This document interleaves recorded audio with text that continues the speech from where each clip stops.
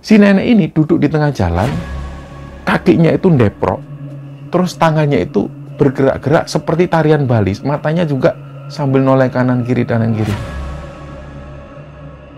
Kaki si nenek-nenek ini kayak pakai lonceng, ceng, ceng, ceng, mendekat ke arah Bayu. Terus tiba-tiba si nenek ini loncat ke arah Bayu, langsung nginjek dadanya Bayu.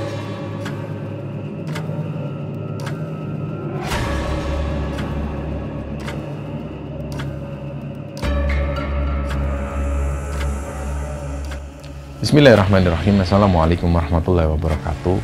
Sobat Kembara Sunyi dimanapun teman-teman berada. Pada kesempatan kali ini kami akan membagikan cerita yang dikirim oleh Sobat Kembara yang bernama Genta yang asalnya dari Banyuwangi, Jawa Timur.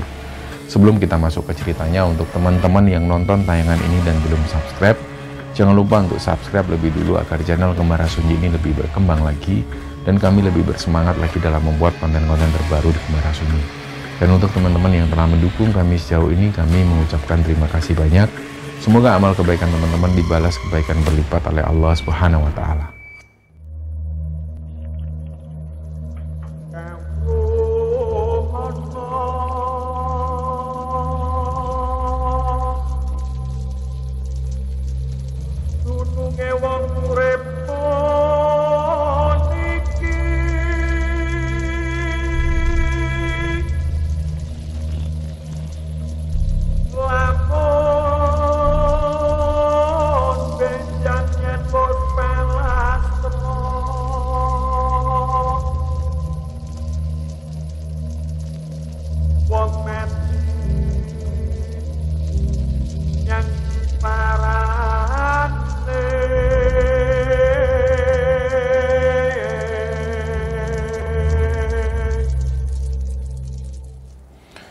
Cerita di episode kali ini teman-teman, cerita ini dibagikan oleh Sobat Kembara yang bernama Genta. Genta ini asalnya dari Banyuwangi, Jawa Timur. Jadi di sini Genta ini pengen membagikan pengalamannya. Sebenarnya waktu itu dia pengen membagikan pengalamannya yang lain, tapi di kesempatan kali ini dia pengen menceritakan tentang pengalaman yang Genta alami dan juga teman-temannya alami ketika dia tinggal di Bali untuk beberapa waktu. Nah, kita mundur dulu ceritanya. Genta ini lahir di Banyuwangi, di sebuah desa di sana. Genta itu punya paman, namanya Paman Sulis. Tapi biasa Genta itu memanggil dengan panggilan Lek Sulis. Jadi Lek Sulis ini laki-laki. Dan pada saat Genta itu duduk di bangku SMP, Lek Sulis ini sudah menikah. Sudah punya 2 anak, dan menurut Genta waktu itu dia nggak terlalu banyak tahu ya. Jadi dia cuma ngertinya Lek Sulis dan keluarganya ini baik-baik saja. Kedua orang anaknya pun juga sekolah normal seperti anak-anak biasa pada umumnya. Sampai suatu ketika, pas Genta ini duduk di bangku SMA, itu dia dapat kabar dari ibunya bahwa keluarga dari Lek Sulis ini lagi ada masalah. Genta sendiri nggak tahu masalahnya apa. Yang jelas, lama-kelamaan masalah ini semakin membesar. Terus akhirnya muncullah sebuah peristiwa di situ, di mana istri dari Lek Sulis ini pergi dari rumah. Begitupun juga dengan 2 anaknya. Nah, karena waktu itu Genta ini masih terbilang muda, jadi dia nggak pernah ikut campur, dia nggak pernah cari tahu apa masalahnya, penyebabnya seperti apa. Dia cuma dapat informasi dari ibu dan juga bapaknya, bahwa istri dari Lek Sulis dan juga anak-anaknya ini sudah pergi dari rumah. Nah, semenjak istri dan juga 2 orang anak Lek Sulis ini pergi dari rumah, Lek Sulis pun juga begitu. Ada yang berbeda lah, kehidupannya itu. Beliau jadi semakin sering murung, beliau sudah nggak kerja lagi. Jadi Lek Sulis itu bekerja di sebuah perusahaan kontraktor. Yang setahu Genta waktu itu beliau ini mengerjakan seperti instalasi-instalasi rumah, pokoknya finishing lah yang diketahui Genta waktu itu. Dan semenjak ada masalah ini, Lek Sulis ini jadi lebih sering di rumah, lebih sering ngelamun, merenung. Kalau ada orang lewat itu, Lek Sulis ini langsung masuk rumah, pintu ditutup rapat. Nah, itu terjadi sampai berminggu-minggu, bahkan berbulan-bulan. Jadi selama ada masalah seperti ini, yang mengirim makanan itu ya ibunya Genta ini. Setiap pagi datang ke sana, Lis, ini loh Lis, tak masakkan sesuatu, ayo makan, makan. Lek Sulis makan sebenarnya, nggak ada masalah dengan kondisi kesehatannya pun nggak ada masalah, makannya pun juga lancar. Beliau itu selalu makan dihabiskan semua. Siang harinya diambil piring-piringnya oleh ibunya Genta, sorenya dikirim makanan lagi. Nah, kira-kira setelah 2 bulan, Lek Sulis mengalami hal ini, tiba-tiba Lek Sulis ini pergi dari rumah. Ini baru diketahui oleh ibunya Genta. Pagi itu beliau ngantar makanan ke rumah Lek Sulis, ternyata pintu rumah Lek Sulis ini tertutup, terkunci keadaannya. Diketuk-ketuk, Lis, ini loh Lis makananmu. Nggak ada jawaban. Biasanya pintu ini nggak pernah ditutup. Terus akhirnya mulailah curiga ibunya Genta, ini kemana Sulis ini? Beliau akhirnya cari jalan belakang. Biasanya di dapur itu masih kebuka pintunya. Nah, ternyata benar, pintu di belakang rumah Lek Sulis ini masih kebuka. Ibunya Genta masuk, dicari. Di setiap kamar itu ternyata Lek Sulis nggak ada di rumah. Nah, dari sinilah mulai mereka semua panik. Dikumpulkan semua keluarga dari Lek Sulis, yaitu beberapa adik dan juga kakak-kakaknya ibunya Genta, semua kumpul, terus dibicarakan hal ini. Pertama kali yang bilang adalah ibunya Genta, iki Sulis ini tidak ada di rumah. Ada yang tahu nggak kemana? Mungkin ada yang pamit ke kalian. Ternyata nggak ada satupun yang dipamiti sama Lek Sulis. Akhirnya keesokan harinya dicari lagi. Mulai melibatkan warga kampung. Nah, sampai akhirnya masalah ini pun menjadi besar. Sekitar 2 minggu kemudian, keluarga Genta ini sampai mendatangkan paranormal yang paling terkenal lah di daerah Banyuwangi untuk mencari keberadaan Lek Sulis. Mereka percaya hilangnya Lek Sulis dari rumah ini pasti ada sesuatu yang gaib, yang tidak bisa dinalar oleh nalar manusia. Nah, ketika paranormal ini datang, beliau menjelaskan, menurut paranormal ini, Lek Sulis itu pergi ke suatu tempat di daerah pesisir pantai selatan, tapi persisnya di mana beliau nggak bisa menjelaskan, hanya remang-remang. Inilah berita terakhir yang bisa diperoleh oleh keluarganya Genta, bahwa Lek Sulis ada di sekitaran pantai selatan, tapi nggak tahu persisnya di mana. Menurut paranormal ini, kondisi Lek Sulis baik-baik saja. Dia ini hanya mencari tempat sunyi. Beliau ingin tenang, beliau ingin cari kebahagiaannya sendiri. Nah, ditunggulah sampai berbulan-bulan kemudian, dan selama berbulan-bulan Lek Sulis gak ada di rumah, yang membersihkan rumah Lek Sulis adalah ibunya Genta. Dibersihkan kamarnya, setiap celah-celah yang kotor itu dibersihkan semua. Itu terjadi sekitar hampir 2 bulanan lebih. Tiba-tiba, tanpa sepengetahuan banyak orang, Lek Sulis ini ternyata sudah ada di rumah lagi. Nah, waktu itu ceritanya ada tetangga yang laporan ke ibunya Genta. Bu, itu loh, Lek Sulis sudah pulang ke rumah. Loh iya tak, langsung kupu-kupu semua, terkupu-kupu semua menuju ke rumah Lek Sulis, ternyata benar. Nah, kondisi Lek Sulis ini tampilannya itu sudah berantakan banget. Kumisnya sudah panjang, jenggotnya panjang, rambutnya panjang. Mohon maaf, bener-bener kayak orang ODGJ yang bener-bener hilang ingatan. Ketika ditanya oleh ibunya Genta, Lis, kamu itu kemana aja? Nangis semua orang-orang. Tapi Lek Sulis ini cuma diam, nggak jawab apapun. Inilah perubahan pertama yang diketahui oleh keluarga dari Lek Sulis, bahwa Lek Sulis ini sudah nggak seperti yang sebelumnya. Beliau bener-bener kayak orang gila, nggak mau bicara, ditanya dari mana dia juga nggak jawab. Nah, keesokan harinya seperti biasa, ibunya Genta bawa makanan. Ayo Lis, makan dulu. Dan kondisi Lek Sulis masih seperti itu. Rambutnya masih panjang berantakan. Jenggot dan kumisnya ini panjang. Dia ini nggak mau. Dicukur itu nggak mau sama sekali. Waktu itu, bapaknya Genta sempat bawa gunting rambut. Mau dipotong rambut dan juga jenggot dan kumisnya ini dirapikan. Tapi Lek Sulis nggak mau. Bahkan marah-marah. Nah, setelah itulah, bapaknya sudah nggak mau motong rambut dari Lek Sulis, bapaknya Genta ini. Nah, pagi itu ketika ibunya Genta ngantar makanan, Lek Sulis makan dengan biasa. Di kesempatan itu ibunya Genta ini sempat tanya, Lis, kamu itu dari mana? Cerita ke mbakmu ini loh, nggak apa-apa. Mbak nggak bakal cerita ke siapa-siapa. Tapi Lek Sulis nggak mau. Dia tetap makan, nggak mau ngomong. Nah, berhari-hari setelah itu, setiap harinya ibunya Genta tetap bawa makanan, diantarkan ke rumah Lek Sulis dan Lek Sulis makan. Nah, ada sebuah kecurigaan dari ibunya Genta, karena di rumah Lek Sulis ini ada sebuah kamar. Kamar ini kok selalu terkunci, padahal sebelum-sebelumnya kamar ini nggak pernah terkunci, karena ibunya Genta selalu membersihkan kamar ini. Nggak ada satupun kamar yang tidak dibersihkan oleh ibunya Genta, selama Lek Sulis nggak ada di rumah.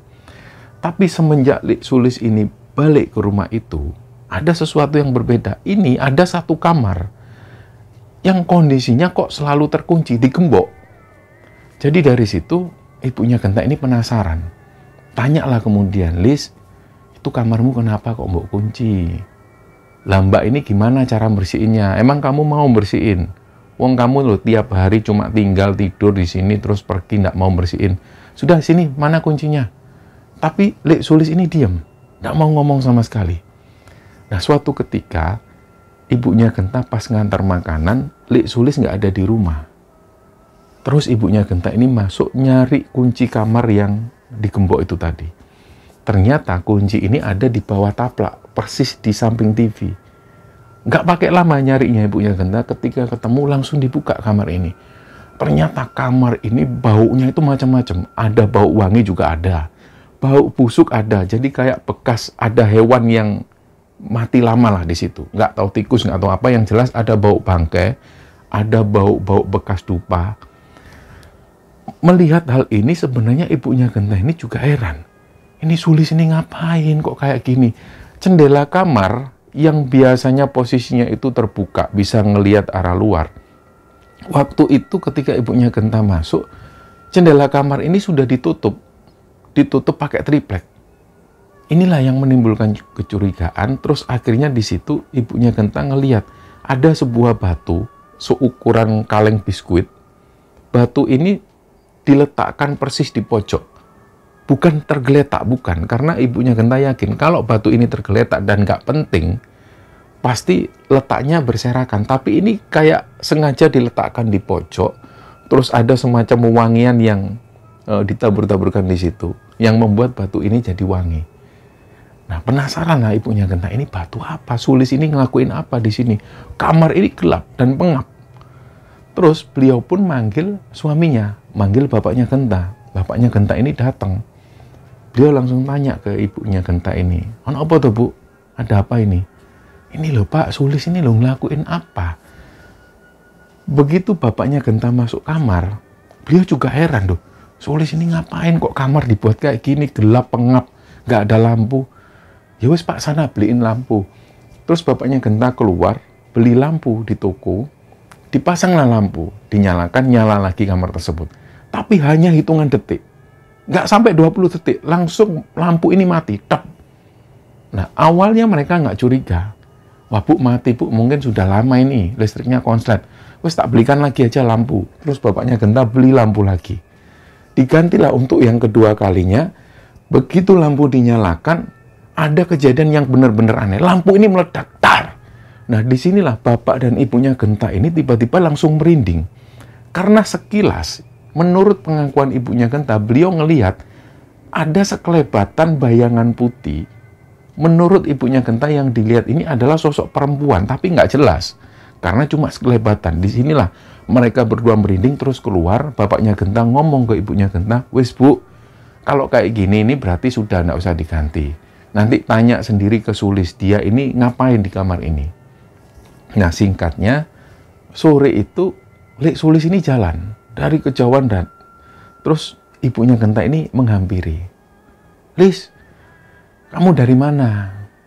Lek Sulis ini diam sambil mainan rambutnya yang panjang, ya kumel banget rambutnya.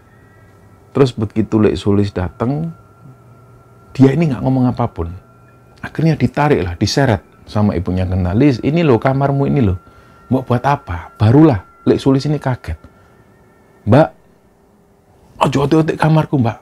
Ojo otek-otek kamarku." Intinya Lek Sulis ini nggak mau kamarnya ini diotak-atik. biarkan tertutup seperti ini. Lah, ibunya Genta pun juga merasa, ini anak kok aneh banget, ya wis lah sak karepmu, terserah kamu. Pulanglah ibunya Genta terus membicarakan hal ini dengan keluarga besar lagi. Yang terjadi di rumah Lek Sulis seperti ini dan kondisi Lek Sulis masih nggak stabil seperti ini. Jadi ibunya Genta meminta kepada semua anggota keluarga, termasuk keponakan-keponakan semua, termasuk Genta sendiri. Ibunya bilang bahwa jangan tanya apapun ke Lek Sulis, sudah biarin. Mungkin beliau ini jiwanya masih terguncang.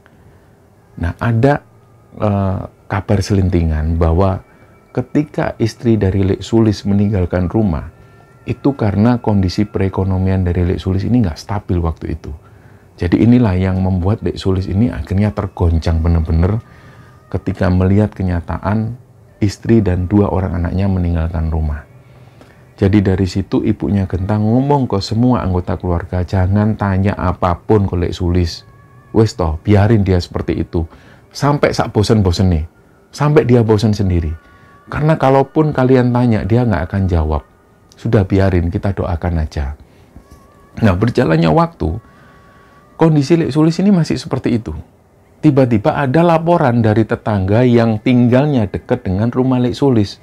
Tetangga ini melaporkan langsung ke ibunya Genta, Bu, mohon maaf, ini bukan menjelek-jelekkan Lek Sulis, adiknya jenengan, bukan.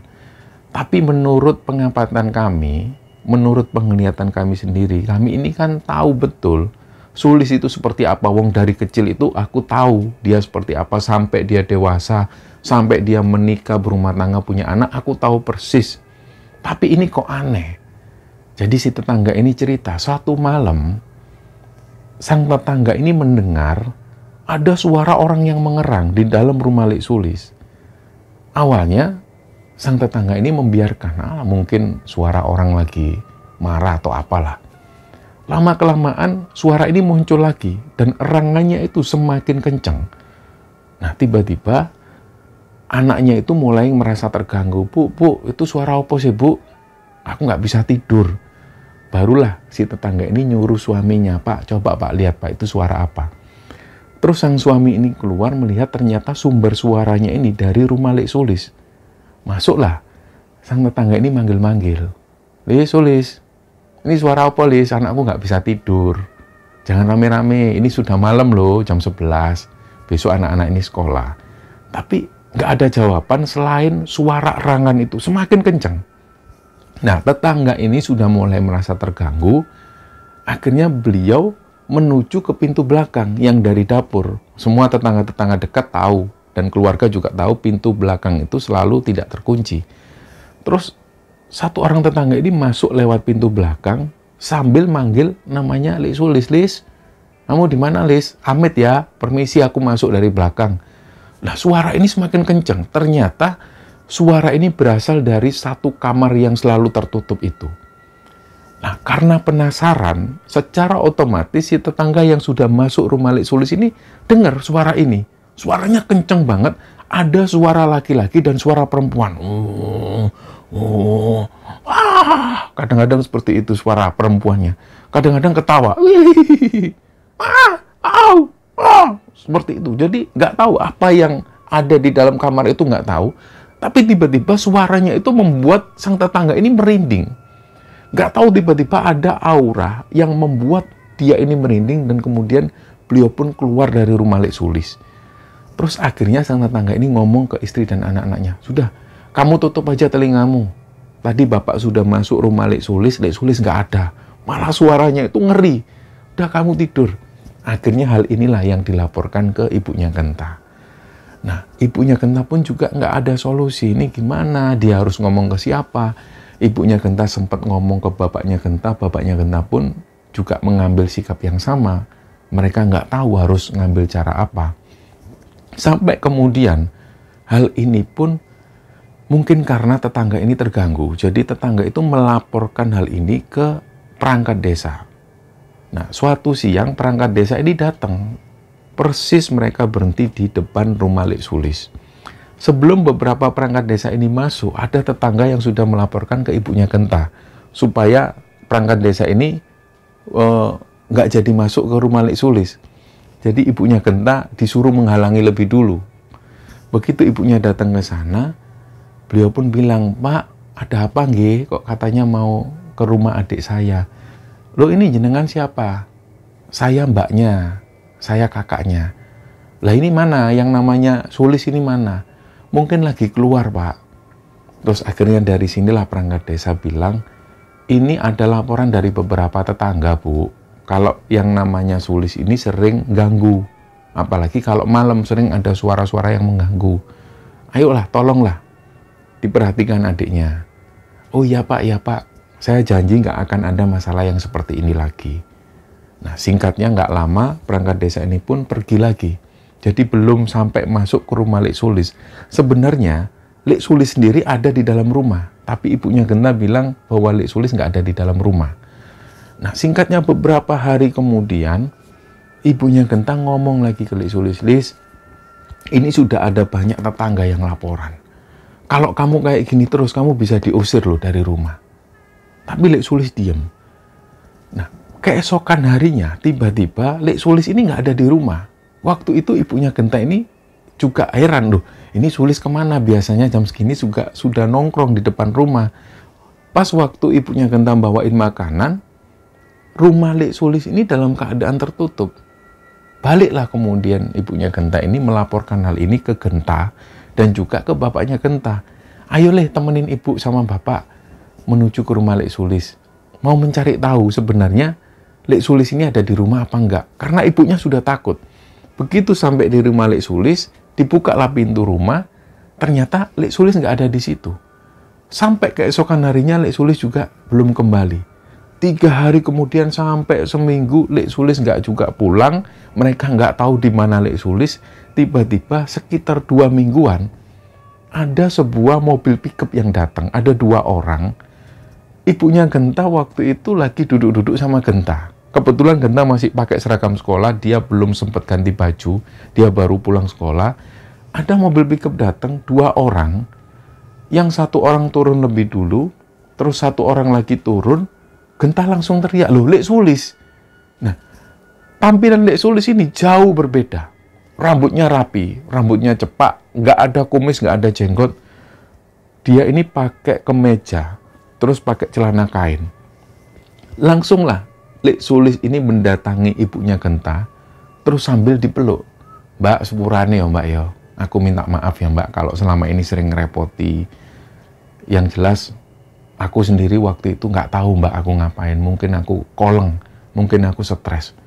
"Ya wis, nak popolis, nak popolis." Duduklah di situ. Semua keluarga berdatangan. Ya ada yang jelas mereka ini seneng lah ketika ngelihat Lek Sulis keadaannya seperti itu. Sudah bisa diajak ngomong normal lagi.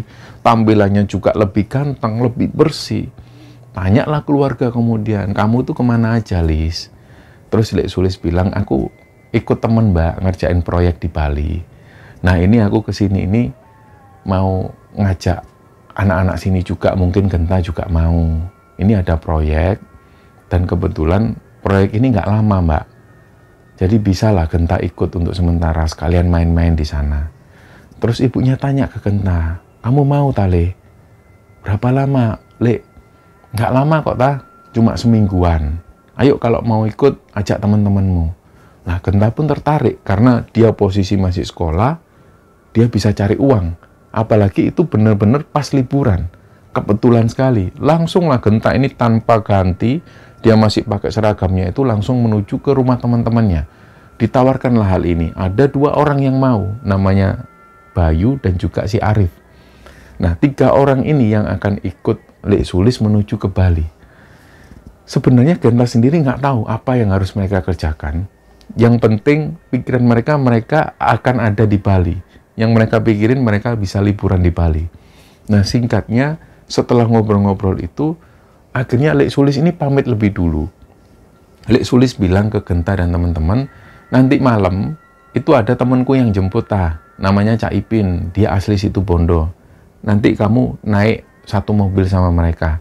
Kalau naik mobil pickup ini nggak cukup." "Oh ya wis Lek, ya wis Lek." Nah, Lek Sulis pun pulang lebih dulu menuju ke Bali. Sekitar 4 jam setelah itu, datanglah 1 mobil. Ternyata beliau ini mengenalkan diri sebagai Cak Ipin. Nah, terus singkatnya, Genta, Arif, dan juga Bayu ini naik mobil tersebut. Dalam perjalanan itu, Cak Ipin ini banyak cerita tentang Lek Sulis. Ternyata Cak Ipin sudah kenal lama dengan Lek Sulis. Terus Cak Ipin juga cerita, Lekmu itu sebenarnya orangnya baik, tapi yo nggak tahu keadaannya seperti itu sampai ditinggal sama istri sama anaknya. Ya wis lah, yang penting sekarang Lek Sulis itu bisa mandiri lagi. Dalam perjalanan itu sebenarnya menurut Genta, kayaknya ada sesuatu yang pengen diceritakan oleh Cak Ipin, tapi karena anak-anak ini ngantuk, terus akhirnya Genta bilang ke Cak Ipin, Cak, mohon maaf ya Cak, ngantuk banget Cak, kita mau tidur dulu ya. Oh ya wes tidurlah, kapan-kapan tak ceritain. Akhirnya Genta pun tidur. Nah, nggak kerasa pada saat mereka nyebrang, ketika mobil ini menaiki kapal, mereka ini nggak kerasa sama sekali. Jadi mereka tidur. Ketika nyebrang pun mereka juga nggak kerasa. Tiba-tiba mereka sudah sampai di sebuah desa di Bali. Dibangunkan oleh Cak Ipin. Ayo bangun, sudah mau sampai ini. Pas Genta buka mata, ini kondisinya gelap, kanan kiri ini hutan, jalanan juga sempit, melewati sebuah desa yang jalanannya itu agak naik turun. Terus Genta tanya, ini di daerah mana, Lek? Aku sendiri juga nggak seberapa paham, pokoknya ini jauh dari kota, jauh. Nggak sampai lama ini sudah datang kok, sudah nyampe. Nah, dalam perjalanan itu tiba-tiba Bayu yang posisinya itu persis di samping Genta. Bayu itu juga baru melek, dia baru buka mata, langsung nyenggol Genta. Tah, kasihan itu ada nenek-nenek. Genta pun belum sempat ngelihat ke arah sana, mobil juga melaju agak cepat, jadi Genta belum sempat ngelihat. Terus si Bayu ngomong lagi, kamu lihat nggak tadi? Nggak lihat, apa memang? Nah, menurut Bayu yang dia lihat itu ada sosok nenek-nenek. Beliau itu duduk di depan rumah entah gubuk, dan duduknya itu kayak medongkrong. Anehnya beliau ini sendirian dan rumahnya di tengah-tengah seperti hutan. Nah, tapi karena Genta nggak ngelihat, dia pun akhirnya juga nggak bisa ngomong ke Bayu. Nggak sampai 5 menit dari sana, sampailah mereka di sebuah bangunan. Bangunan ini semi permanen, belum jadi bangunannya. Jadi masih ada cangkul, masih ada pasir dan juga semen di depan bangunan itu. Ada 2 orang yang sudah keluar. Ternyata yang ada di luar adalah Lek Sulis dan salah satu temannya. Mereka pun disambut dan kemudian mereka dipersilahkan masuk ke dalam. Terus waktu itu Genta tahu Cak Ipin ini sempat ditawari, Pin, udah kamu nginep sini dulu Pin, besok pagi aja pulangnya. Tapi Cak Ipin nggak mau karena Cak Ipin bilang besok ada urusan lagi. Ya wis lah, hati-hati. Cak Ipin pun putar balik. Jalan di sana itu nggak terlalu besar, hanya cukup untuk 1 mobil, tapi ada beberapa bahu jalan yang bisa untuk putar balik. Cak Ipin pun akhirnya putar balik, beliau pun pulang, sudah nggak kelihatan lagi mobilnya, mereka dipersilahkan masuk. Terus Lek Sulis bilang, ini kalian tidur di belakang dulu ya ta. Ada ruangan yang cukup besar. Kalau diisi orang itu bisalah diisi 20-an orang. Menurut Lek Sulis, bangunan ini nantinya kalau sudah benar-benar jadi, ini akan difungsikan untuk barang-barang, seperti barang-barang material untuk keperluan proyek. Nah, sementara sebelum bangunan ini jadi, Genta dan teman-teman disuruh tidur di situ. Nah, setelah itu mereka pun bersih-bersih dan juga menata barang-barang mereka, dan setelahnya mereka keluar, sudah dibuatkan kopi oleh Lek Sulis. Nah, Lek Sulis pun cerita, gimana tah, kabarmu tah? Wis anggap aja kamu liburan ya. Ini kalau proyek ini belum benar-benar dimulai, wis kalian liburan aja. Nanti kalau sudah lulus, baru kalian ikut aku kerja. Ini hitung-hitung, wis tah, hitung liburan aja lah. Nah, mereka pun senang. Apalagi mereka juga dapat uang saku. Nah, singkatnya mereka pun tidur. Malam itu nggak ada kejadian apapun. Ternyata belum lama mereka ini tidur, mereka mendengar ada suara orang yang datang, gedebak. Lis, buka lis.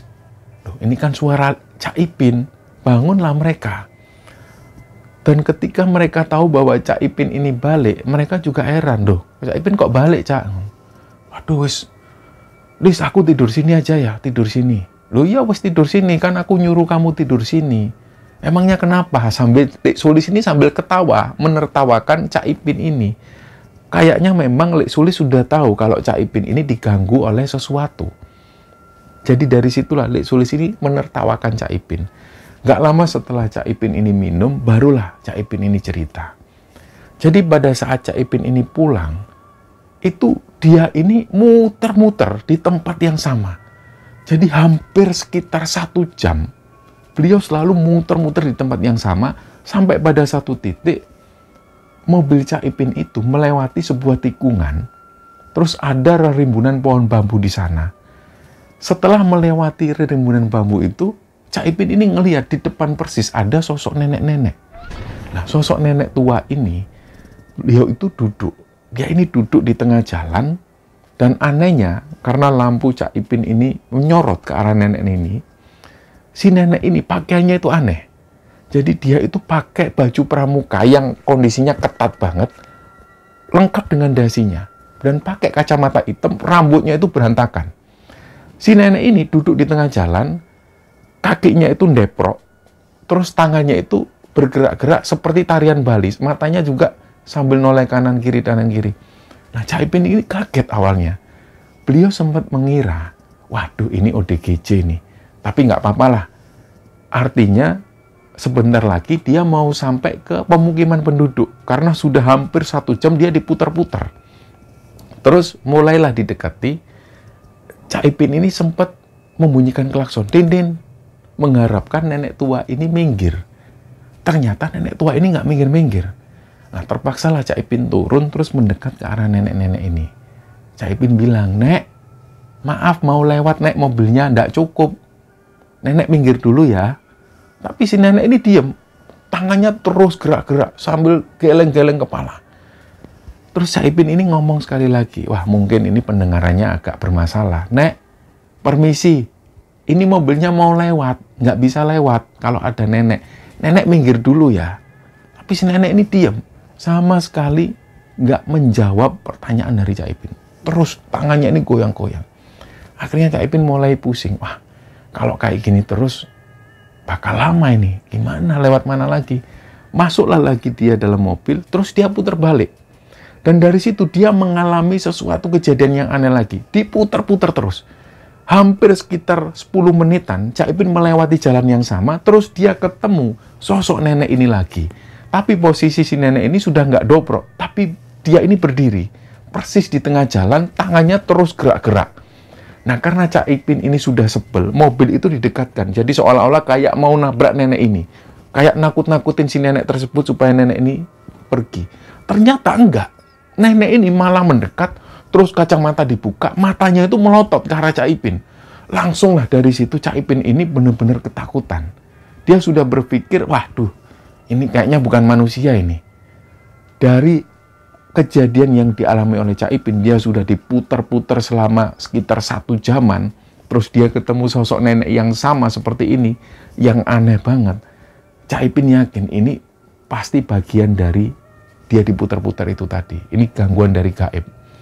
Nah, disitulah Cak Ipin ini berdoa untuk yang kesekian kalinya. Nggak tahu sudah berapa banyak Cak Ipin itu berdoa, karena menurut pengakuannya dia itu selalu berdoa. Tapi tetap muter-muter terus. Dan disitulah dia terakhir, dia berdoa sambil pasrah. Ya Allah, kalau memang aku ini kamu sesatkan, nggak apa-apa ya Allah. Tapi tolong jaga anak dan istriku di rumah. Tolong jaga. Karena aku ini melakukan ini untuk menafkahi anak istriku. Tolong ya Allah. Nah, dari situ setelah Cak Ipin berdoa, tiba-tiba sosok nenek ini nggak kelihatan lagi di depan. Terus Cak Ipin sudah pasrah. Sudahlah, dia melewati jalan itu. Nggak tahu tembus mana, terserah. Yang penting dia lewat jalan, entah sampai pagi, entah sampai kapan, terserah. Akhirnya dilajukanlah mobilnya. Nggak sampai 5 menit, di sebelah kanan Cak Ipin ngeliat, loh ini kan rumahnya si Sulis. Ya wis lah, yang penting ketemu rumah Sulis lagi. Yang penting dia nemu rumah. Akhirnya berhentilah dia di situ, gedor-gedor pintu. Nah, itulah ceritanya dari Cak Ipin. Nah, menurut Lek Sulis, Cak Ipin ini diputer-puter oleh sosok tak kasat mata. Tapi Lek Sulis nggak mau cerita sosok nenek-nenek itu siapa. Yang jelas, dari keterangan Lek Sulis, kayaknya Lek Sulis ini sudah tahu siapa nenek-nenek itu. Nah, singkatnya Cak Ipin pun tidur di sana. Pagi harinya beliau langsung pulang kembali ke Situbondo. Nah, hari pertama ketika Genta dan teman-teman ada di Bali, mereka nggak ngapa-ngapain. Jadi mereka dipinjemin motor oleh Lek Sulis, mereka jalan-jalan. Hari itu mereka ke pantai, sorenya mereka pergi jalan-jalan ke pusat perbelanjaan, dan malam harinya mereka pulang ngobrol-ngobrol lagi dengan Cak Ipin. Hari kedua pun juga seperti itu. Sampai sekitar 4 harian mereka ada di sana. Genta ini juga merasa sungkan. Loh Lek, ini kerjanya kapan? Terus Lek Sulis bilang, ini sebenarnya itu masih nunggu kabar juga dari tuan rumah. Kalau dalam seminggu ini, sampai liburmu ini habis, kerjaan ini belum dimulai, ya wes kamu pulang aja, nanti tak sangoni, nanti tak kasih uang saku. Nah, Genta ini merasa nggak enak, yo jangan gitu Lek, kami nggak kerja ya, mosok senang-senang, wes talah, hitung-hitung ini balas budiku ke kamu. Selama ini yang ngeramut Lek itu loh ya ibumu, wes tak kamu senang-senang di sini. Nah, dari situ Genta ngomong ke teman-temannya, wes kayaknya kita nggak usah kerja lah, ini paling sampai liburan selesai, kerjaan ini belum dimulai. Nah, 2 orang teman Genta ini sebenarnya sudah ngerasa nggak enak, sungkan juga sama Lek Sulis. Nah, di hari keempat itu, malamnya, barulah Genta ini mengalami banyak sekali gangguan. Awalnya yang mengalami gangguan ini adalah si Bayu. Bayu itu tiba-tiba kebangun, terus dia ngomong ke Genta, "Tak, dadaku sesek tak, dadaku sesek." Loh kenapa? Genta ngelihat waktu itu jam setengah 12 malam.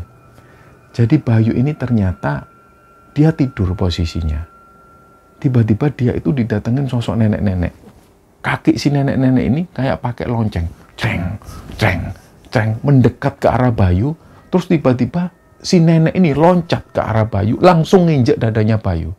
Dan ini menurut Bayu bukan mimpi. Dia melihat betul sosok nenek ini nginjek ke arah dadanya Bayu. Sampai Bayu ini nggak bisa nafas.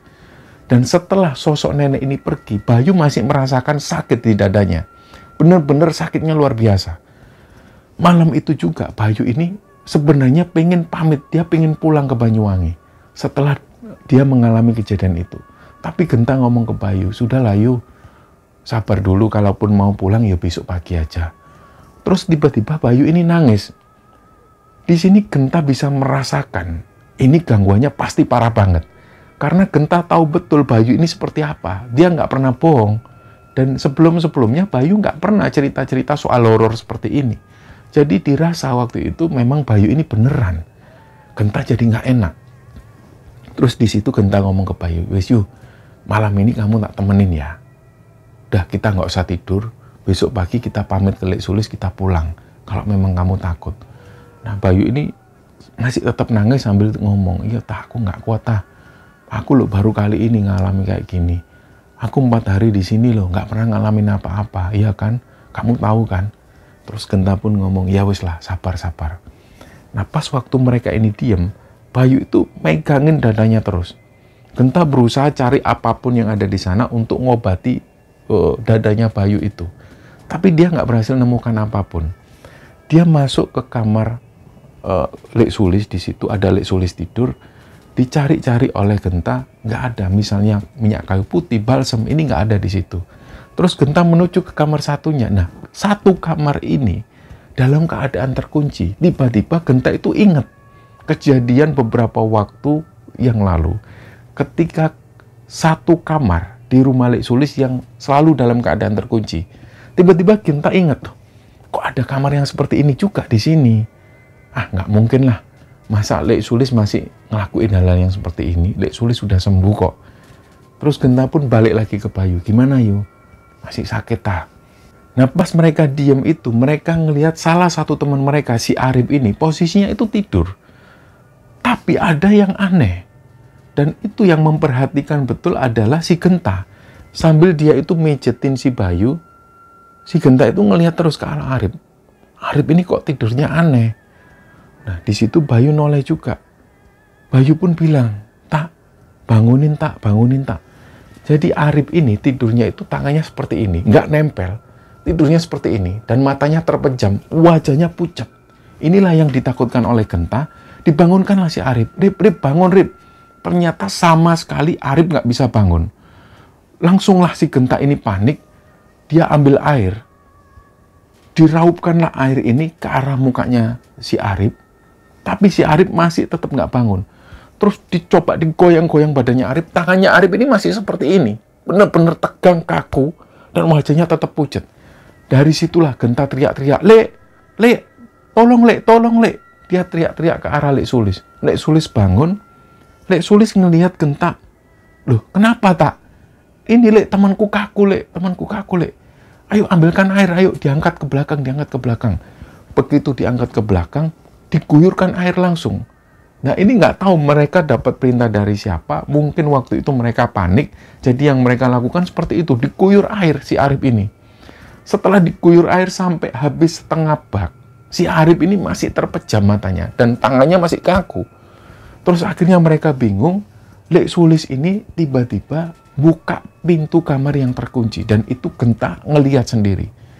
Setelah pintu kamar ini dibuka, Lek Sulis masuk, pintu ditutup, tiba-tiba ada suara. Genta itu dengar jelas lah, ada suara perempuan. Terlihat seperti suara nenek-nenek. Suaranya itu ketawa. Tapi samar-samar. Tapi karena Genta waktu itu ribut dengan si Arif, dia fokus dengan Arif, akhirnya dia nggak terlalu mendengar suara nenek-nenek ini. Hanya sekilas. Sekitar 20 menitan Lek Sulis ada dalam kamar itu. Lek Sulis keluar. Terus langsung Lek Sulis bilang, tak, bawa ke depan. Tidurkan ke pasir. Nah, nanti setelah itu disuruh membaurkan pasir ke arah wajahnya. Nah, ada kalimat disuruh. Jadi disitulah Genta itu agak bingung. Di samping Genta ini fokus ngurusin Arif, dia juga mencerna kalimat dari Lek Sulis. Setelah dibaringkan nanti disuruh membaurkan pasir ke arah wajahnya. Lah, kalimat ini yang membuat Genta itu aneh. Disuruh siapa Lek Sulis ini? Nah, akhirnya setelah dibaringkan ke pasir, terus pasir itu dibaurkan ke wajahnya Arif. Gak lama setelah itu Arif sadar. Langsung Arif ini ngos-ngosan nafasnya. Ditanyalah oleh Genta, Rip, kamu habis ngapain? Nggak tahu, aku tuh ngerasa kayak di sebuah padang pasir yang panas banget, tak. Terus badanku itu dirantai. Aku nggak bisa gerak. Terus tiba-tiba ada orang yang datang. Wajahnya nggak jelas, dia nampar aku. Nah ini aku sadar. Dari tadi itu aku kepanasan, badanku kaku. Ini menurut cerita Arif seperti itu. Ya wis lah, ayo masuk. Akhirnya dari situ Genta mulai berpikir, ini kok ada kejadian yang aneh terjadi bersamaan. Setelah Bayu mengalami situasi itu, situasi selanjutnya dialami oleh Arif. Ini kenapa? Kok kemarin-kemarin nggak ada kejadian yang seperti ini? Terus Genta ingat lagi kata-kata yang disampaikan oleh Lek Sulis tadi. Katanya dia disuruh melakukan itu. Disuruh siapa? Genta makin bertanya-tanya. Keesokan harinya, Genta pun ngomong ke Lek Sulis, Lek, ini kami mau pamit ya, Lek. Kira-kira kami mau naik apa, Lek, pulangnya, Lek? Terus Lek Sulis bilang, loh, kamu itu kok buru-buru, kan liburmu masih kurang 2 hari lagi, ta. Ini loh, Lek, teman-teman ini loh, habis ngalami kejadian yang semalam itu, mereka sudah nggak mau tinggal di sini. Ya wes, kalau gitu, tak telepon Cak Ipin, tapi nggak bisa langsung loh, yo. Cak Ipin dari situ Bondo ke sini. Mungkin nanti sorean, nggak apa-apa, yo. Ya wes, nggak apa-apa, Lek. Mulailah Lek Sulis telepon Cak Ipin, Pin, ini anak-anak minta dijemput, bisa nggak? Nggak tahu waktu itu Cak Ipin ngomong apa, tiba-tiba telepon ini ditutup oleh Lek Sulis. Baru Lek Sulis bilang ke Genta, tak, ini Cak Ipin ini masih ngantar tamu. Beliau bisanya besok, gimana? Lah Bayu itu sudah diem. Kalau Arif ini masih terlihat wajahnya nggak seberapa takut, tapi kalau Bayu ini kelihatan trauma banget. Jadi seolah-olah dari raut wajah Bayu itu, dia pengen menyampaikan kalau dia nggak akan mau lagi tinggal di situ, meskipun untuk semalam. Genta merayu lagi Bayu, gimana Yu? Ini Cak Ipin bisa nyebutnya besok Yu, gimana? Bayu itu diem terus. Sebenarnya Genta tahu Bayu nggak mungkin mau lagi nginep di situ. Tapi karena kondisinya seperti itu, mau nggak mau Bayu pun terima. Akhirnya malam itu mereka tinggal di situ lagi. Tapi Genta ngomong ke Bayu dan juga Arif, sudah kalian kalau memang mau tak temenin. Kita melean malam ini. Ya wes lah, melean aja ya. Nah, melean lah mereka. Lek Sulis udah masuk kamarnya. Mereka melean, awalnya mereka ngopi, ngobrol, tapi si Bayu ini tetap diam. Dia ngomong cuma sepatah kata. Sekitar jam 2 dini hari, Arif sudah nggak kuat nahan ngantuknya. Dia bilang, aku tidur dulu ya. Tidurlah si Arif. Nah, Bayu ini sebenarnya sudah ngantuk. Jadi dia cuma tidur sambil menyandarkan kepalanya di arah lutut. Dia tidur seperti ini. Si Genta, dia sudah ngantuk dari jam 11 sebenarnya. Tapi dia nahan ngantuknya itu supaya Bayu dan Arif ini tenang. Jadi ketika ngelihat Bayu dan juga Arif ini tidur, Genta pun akhirnya secara otomatis dia tidur. Nah, disinilah giliran Genta itu yang diganggu. Jadi tiba-tiba Genta itu merasa ada yang datang masuk ke ruangan mereka. Dan kondisinya itu benar-benar nyata. Genta nggak mimpi waktu itu. Jadi Genta ini bangun, dia ngelihat loh, kok ada nenek, ini siapa? Neneknya siapa? Si nenek ini tampilannya itu berantakan. Bener-bener kayak ODGJ. Tiba-tiba si nenek ini masuk, awalnya dia ini ngelihat ke arah Arif yang lagi tidur. Sambil tangannya itu mengkerik. Dia ngelihat, setelah itu menoleh. Dia menuju ke arah Bayu yang tidurnya seperti ini. Dideketin Bayu itu. Genta ini cuma bisa ngelihat, tapi nggak bisa gerak. Nggak bisa ngomong juga. Istilahnya itu dia ketanggengan lah ngelihat kejadian ini.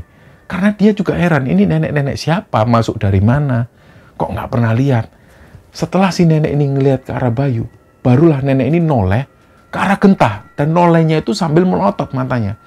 Di situ Genta sudah mulai takut. Si nenek ini jalan, langsung mendekat ke arah Genta. Matanya masih terus melotot. Ketika mendekat persis di depan Genta, terus Genta ini dicambak rambutnya. Kepala Genta ini langsung dibenturkan ke arah lantai. Dan itu kerasa banget, kerasa banget. Sampai matanya Genta itu tiba-tiba berubah jadi putih lah. Pandangannya itu putih. Terus dia sudah nggak sadarkan diri lagi. Nah, dalam posisi itu Genta sudah nggak ingat lagi. Sampai tiba-tiba dia dibangunkan. Yang membangunkan ini Lek Sulis. Kondisi sudah pagi. Di situ Genta sudah nggak melihat adanya Bayu dan juga Arif. Nggak tahu Bayu sama Arif ini kemana. Jadi Genta cuma tanya, Lek, jam berapa ini, Lek? Jam 8:30. Kamu semalam pingsan. Loh, Bayu sama Arif mana? Itu di depan. Nah, ternyata Bayu dan Arif ini sudah ada di depan. Mereka itu sudah benar-benar pengen pulang. Nah, Genta pun keluar juga. Dia tanya, ini Cak Ipin datang jam berapa? Katanya sebentar lagi, 9:30. Lek, semalam itu siapa, Lek? Kok ada yang datengin aku, nenek-nenek? Lek Sulis cuman bilang, ya itu yang nunggu sini. Rumah ini kan memang yang nunggu nenek-nenek. Bukan gitu, Lek. Ini yang dialami teman-teman ini sama. Kayak si Bayu itu dia didatengin nenek-nenek sampai dia ini diinjak dadanya. Terus aku sendiri yang ngalamin. Kemarin itu si nenek ini datang terus kepalaku dibenturkan ke lantai sampai aku pingsan. Lah itu nenek-nenek itu siapa? Kok sebelum-sebelumnya nggak pernah ganggu, terus ini kok bener-bener ganggu banget. Lek Sulis ngomong lagi, itu yang jaga sini, tak yang jaga sini. Sudahlah, kalian pulang. Untung kalian cuma diganggu cuma sekali ini tok. Wis, ini nunggu Cak Ipin. Gak lama setelah itu Cak Ipin pun datang, mereka pun pamit pulang. Dalam perjalanan itu si Bayu ini masih bad mood, dia masih bete. Dia nggak mau ngomong ke Genta. Seolah-olah Genta ini yang bersalah. Setiap kali Genta ngomong ke Bayu, Yu, itu yang ngalamin itu nggak hanya kamu, aku juga, Yu. Aku juga didatengin nenek itu, aku juga dibenturkan. Bayu nggak percaya. Ternyata dari sinilah akhirnya Bayu cerita. Di malam kedua itu, ketika Genta dibenturkan kepalanya, Bayu ini ternyata juga mengalami situasi horor. Jadi pas Bayu tidur sebentar, sosok nenek ini datang ke arah Bayu. Terus dia ini teriak persis di telinga Bayu. Di situ Bayu ini nggak bisa gerak. Jadi dia cuma diem. Setelah si nenek ini teriak ke telinga kiri Bayu, dia pindah. Dia pindah ke arah sebelah kanan, dia teriak lagi. Bayu nggak bisa gerak sama sekali. Sampai kemudian Bayu ini nangis. Nggak sadar, dia nangis saking ketakutan, dia nangis. Ternyata Arif juga mengalami hal yang hampir sama. Dia juga diganggu oleh sosok nenek-nenek tersebut. Jadi Arif ini tidur sambil bantalan tangan, terus kepalanya menghadap ke atas otomatis. Nah, dia juga mendengar ada suara langkah kaki nenek-nenek ini. Otomatis akhirnya si Arif ini buka mata sedikit. Si nenek ini mendatangi si Arif, terus kaki si Arif ini dipegang, ditarik sekencang-kencangnya. Menurut Arif pun ini dia nggak mengalami mimpi, dia benar-benar mengalami kejadian nyata. Kakinya ditarik sampai dia itu berusaha nyari apapun buat pegangan, tapi dia nggak sempat.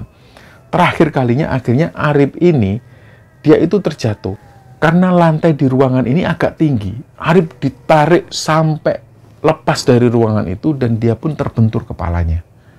Nah, cerita ini didengar oleh Genta ketika mereka perjalanan pulang menuju ke Banyuwangi. Dan ketika mereka ngobrol seperti itu, Cak Ipin dengar. Akhirnya Cak Ipin pun ikut bicara. Kalian itu dibohongin sama Lek Sulis. Aku itu kenal lama sama Lek Sulis. Kamu tahu, nenek-nenek itu bukan penjaga rumah itu, wong rumah itu baru dibangun kok sama Lek Sulis. Nenek-nenek itu ya sengaja dibawa sama Lek Sulis sendiri. Itu loh, di kamarnya yang selalu gembokan, ya ditaruh di situ. Itu pesugihannya Lek Sulis. Dia itu percaya kalau dia ngasih sesuatu ke si nenek tersebut, dia itu usahanya lancar. Masa kamu nggak tahu, ta? Nah, Cak Ipin ngomong seperti itu. Genta sendiri nggak tahu menau. Sepengetahuan Genta, Lek Sulis sudah nggak melakukan hal ini lagi. Karena perubahannya sudah benar-benar drastis.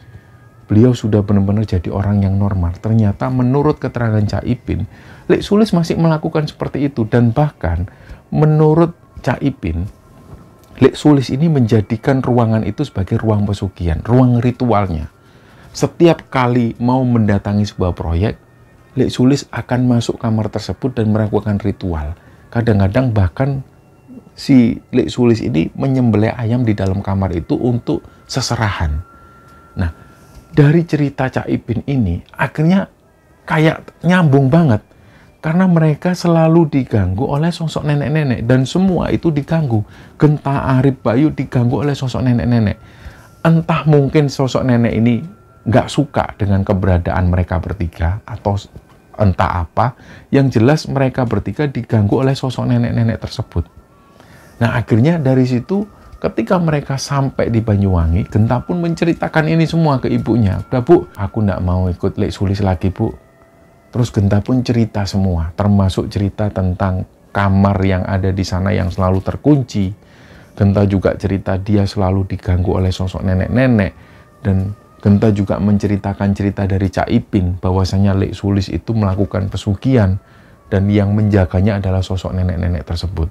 Nah, sampai cerita ini diturunkan, menurut keterangan dari Genta, Lek Sulis ini kayaknya sudah nggak melakukan itu lagi. Jadi, sekitar 4 tahun setelah itu, Lek Sulis ini pindah profesi. Beliau itu buka toko di sebuah pasar, masih di daerah Bali, dan beliau berjualan di sana. Dan konon kabarnya, Lek Sulis ini sudah nggak melakukan hal-hal ini lagi, nggak melakukan pesugihan seperti itu, sampai akhirnya ketika dia di sana, dia bertemu dengan jodohnya dan dia menikah dengan orang dari Lampung yang tinggalnya di Bali. Nah, inilah cerita yang dibagikan oleh Genta kepada Kembara Sunyi, teman-teman, dan semoga kisah ini bisa kita ambil hikmah dan bisa kita ambil kesimpulan di dalamnya. Mohon maaf kalau ada salah-salah kata. Wassalamualaikum warahmatullahi wabarakatuh.